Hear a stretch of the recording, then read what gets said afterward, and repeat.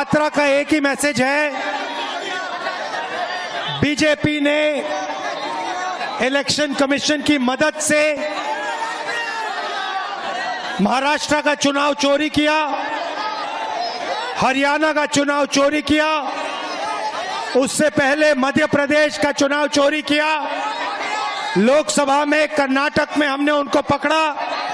और हमारा एक ही मैसेज है कि बिहार में वोट चोरी नहीं होने देंगे।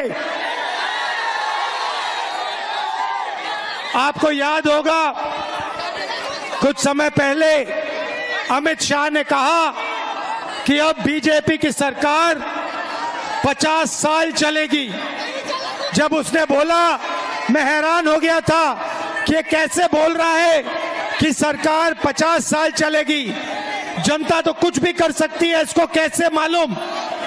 इसको इसलिए मालूम था क्योंकि ये वोट चोरी करते हैं, इसीलिए ये बोल रहा था कि 50 साल के लिए बीजेपी की सरकार रहेगी। अब नहीं रहेगी क्योंकि हमने वोट चोरी पकड़ ली है। भाइयों और बहनों, ये वोट चोरी क्यों करते हैं? क्योंकि ये कर्पूरी ठाकुर जी का सपना, अंबेडकर जी का सपना, महात्मा गांधी जी का सपना पूरा नहीं होने देना चाहते हैं। भाइयों और बहनों, वोट आपका अधिकार है।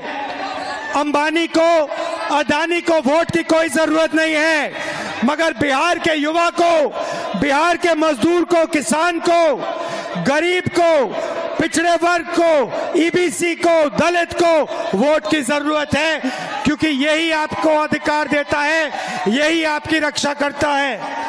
भाइयों और बहनों, ये आपसे सब कुछ छीनना चाहते हैं।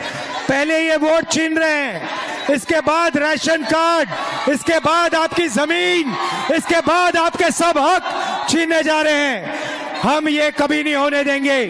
भाइयों और बहनों, आप देखना, बिहार में एक वोट चोरी नहीं होगा। पूछो क्यों? क्योंकि बिहार के युवाओं ने वोटर अधिकार यात्रा में अपनी स्ट्रेंथ, अपनी शक्ति दिखा दी है। अब नरेंद्र मोदी, अमित शाह, इलेक्शन कमीशन 2 बार सोचकर वोट चोरी करेंगे।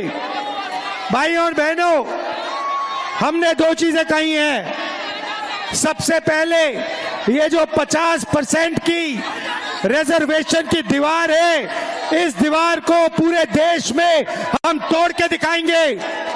और दूसरा, जो हमने जाति जनगणना की बात की है, पूरे देश में नेशनल लेवल पे हम जाति जनगणना करेंगे और गरीबों का, ईबीसी को जो हक मिलना चाहिए, दलितों को, पिछड़ों को, गरीब जनरल कास्ट को, अल्पसंख्यकों को जो हक मिलना चाहिए, हम आपको दिलवा के दिखाएंगे। कोई शक्ति नहीं रोक सकती है।